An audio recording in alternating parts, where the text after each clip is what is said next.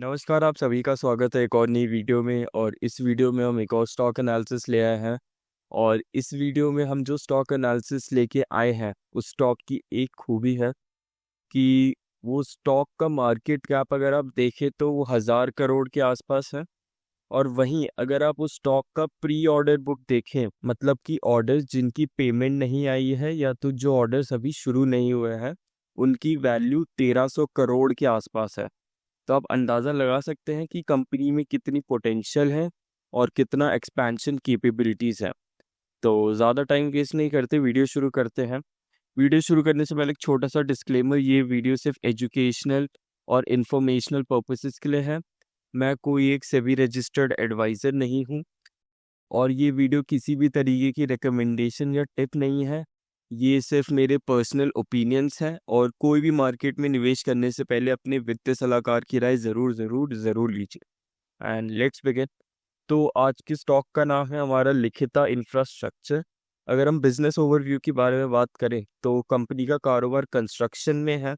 Market cap जैसा मैंने आपको बताया 1000 करोड़ के आसपास है। और फैक्ट्स के बारे में बात करें तो इनके पास क्लाइंटल लिस्ट आती है, जैसे बेल हो गया, ओएनजीसी, एचपीसीएल और भी कई नाम।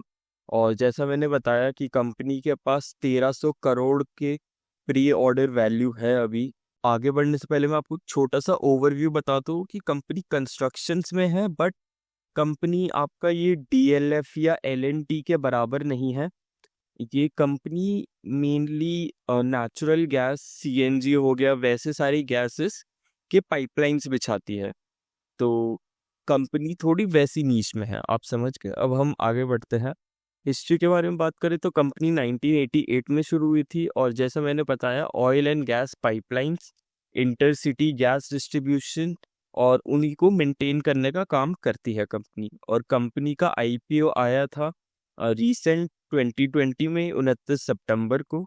और जो इनका आईपीओ आया था वो 9.5 गुना ओवर सब्सक्राइब हुआ था और कंपनी ने 61 करोड़ रेस करे थे। और अगर हम थोड़ी सी और हिस्ट्री के बारे में बात करें तो कंपनी का नाम 2011 में लिखिता कंस्ट्रक्शंस था, जो कि रीनेम हुआ लिखिता इंफ्रास्ट्रक्चर में।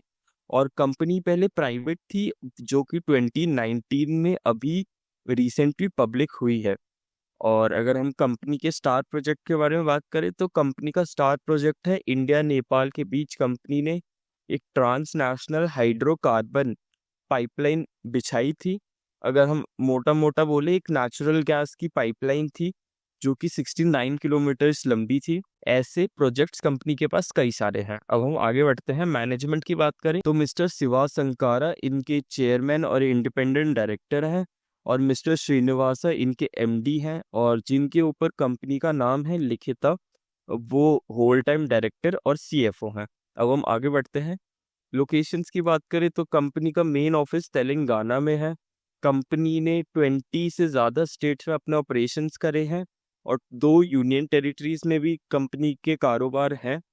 और लोकेशंस के बारे में थोड़ी सी बात करें तो प्रोजेक्ट बेस्ड इनके लोकेशन है। इन्होंने एमटीपीई नेटवर्क और पीएनजी कनेक्शन उज्जैन सीजीडीपी के लिए जो काम करते हैं वो आज़ाद नगर एमपी में कंपनी ने वो प्रोजेक्ट अंडरटेक करा था।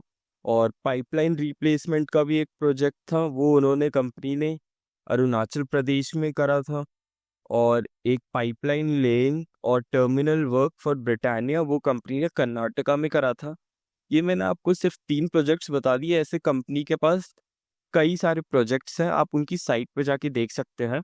अब हम आगे बढ़ते हैं, सेक्टर एनालिसिस करते हैं एक छोटा सा।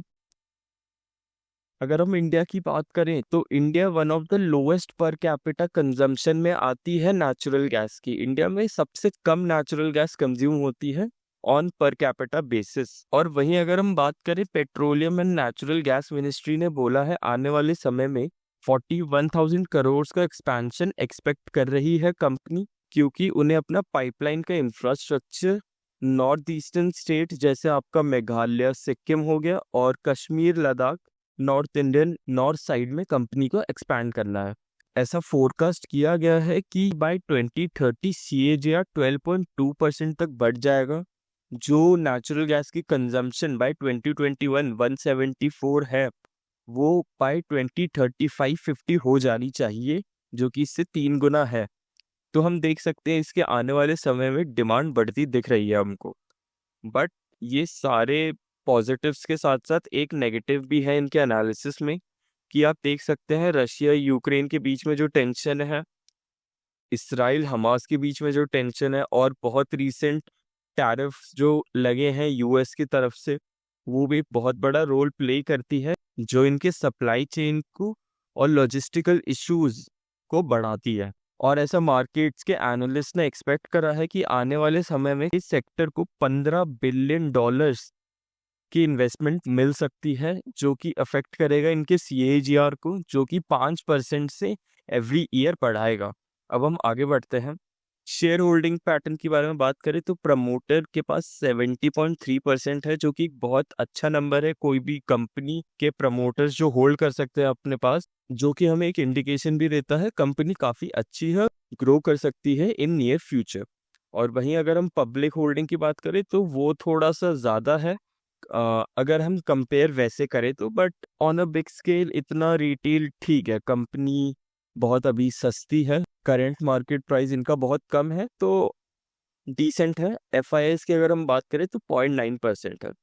और यहाँ पे आप प्रमोटर्स के नाम देख सकते हैं कि कौन कौन प्रमोटर्स और कौन कौन प्रमोटर ग्रुप हैं जिन्होंने आप बाइंग कर रखी है।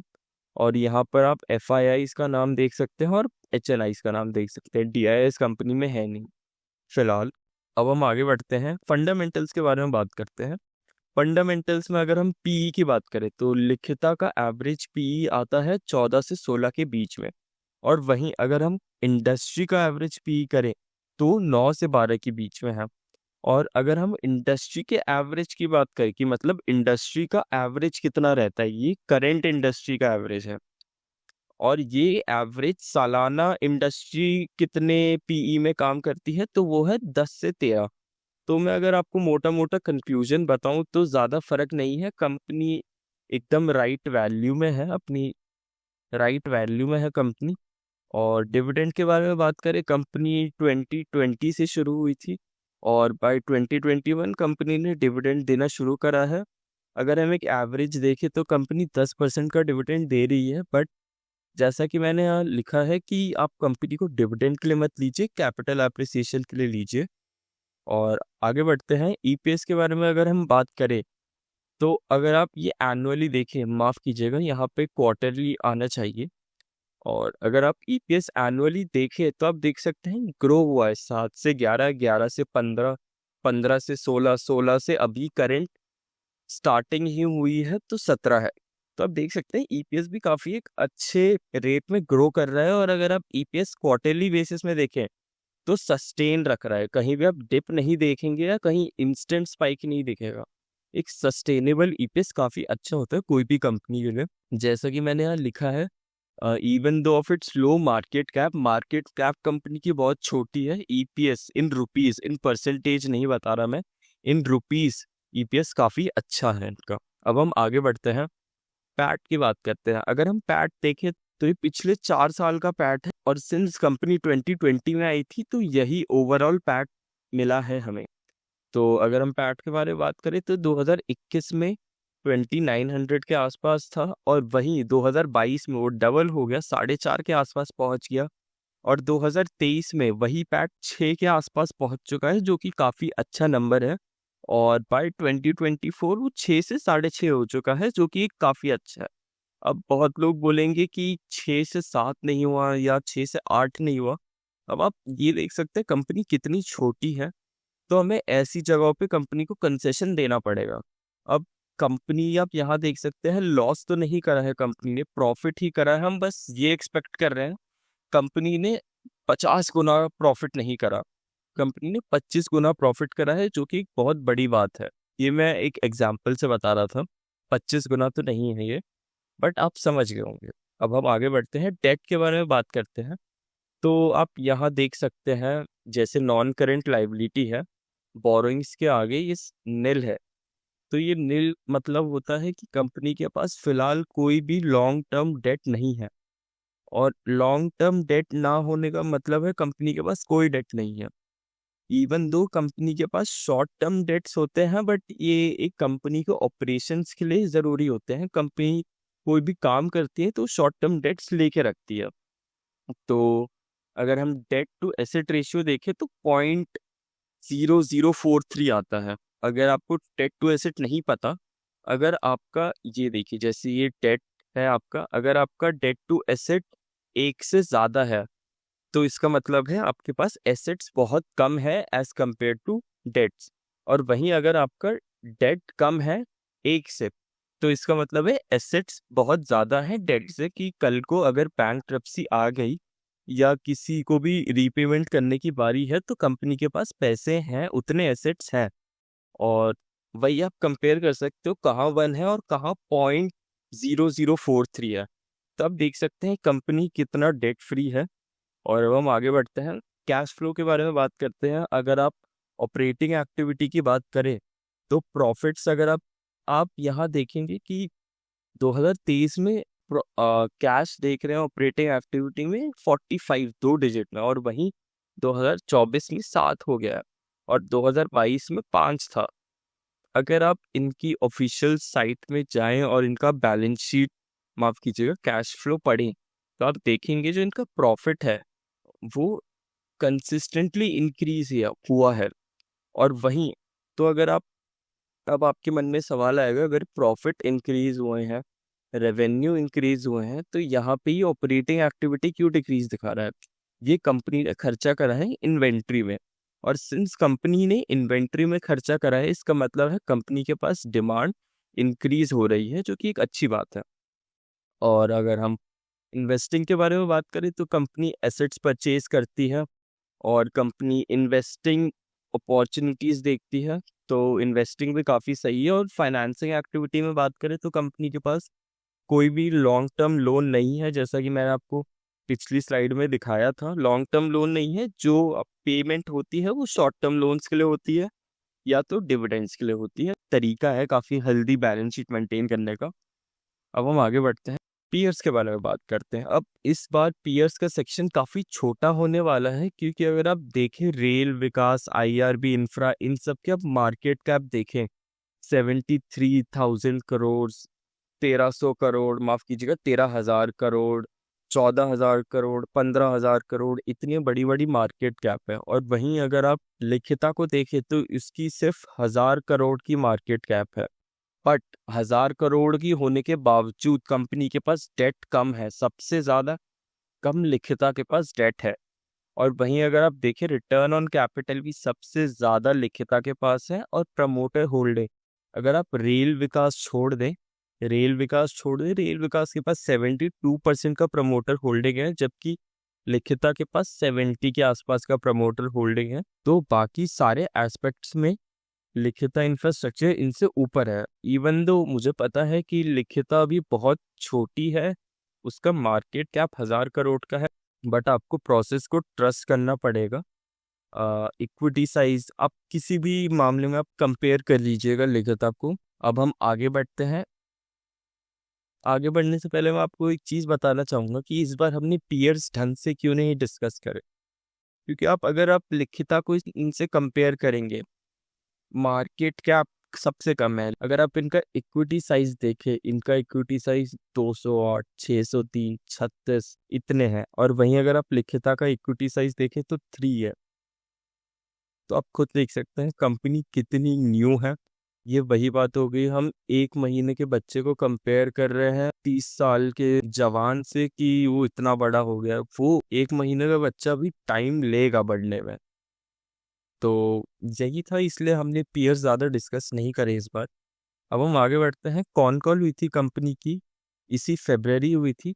और कंपनी ने जो बात करी वो सामने है। कंपनी ने रेवेन्यू बताया 5% का डिक्लाइन है रेवेन्यू में। एबिटा देखे तो वो 3.5% का डिक्लाइन है। नेट प्रॉफिट देखे तो वो 1.5% का डिक्लाइन है।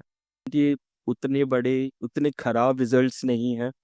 और कंपनी है तो जिग जैग ऐसे ऊपर जाएगी, कोई भी कंपनी ऐसे नहीं ऊपर जाती, और ऐसे जाती है तो वो नीचे भी क्रैश भी ऐसे ही करती है। तो ये आप जितना भी ये डाउन देख रहे हैं, तो ये कंपनी अभी अपने डाउन फेज में है, फिर वापस ऊपर आएगी। और जैसा कंपनी ने बताया उनके पास 1300 करोड़ का ऑर्डर बुक है बाय 31 दिसंबर 2024। और कंपनी ने अभी रिसेंटली सऊदी अरेबिया में अपना एक और एज ए जॉइंट वेंचर खोला है, जहां पे उन्होंने 30 करोड़ की इन्वेस्टमेंट करी है इंटरनेशनल मार्केट्स में एक्सपैंड करने के लिए और एक्सप्लोर करने के लिए। तो यही सब था। मैंने आपको स्टॉक के बारे में A to Z बता दिया जितनी मेरी कैपेसिटी थी। और अगर आपको वीडियो पसंद आए तो देखते रहिए ऐसे ही। और वीडियो ख़त्म होने से पहले एक और चीज़, कोई भी मार्केट में निवेश करने से पहले अपने वित्तीय सलाहकार की राय ज़रूर ज़रूर ज़रूर लीजिए। And thank you.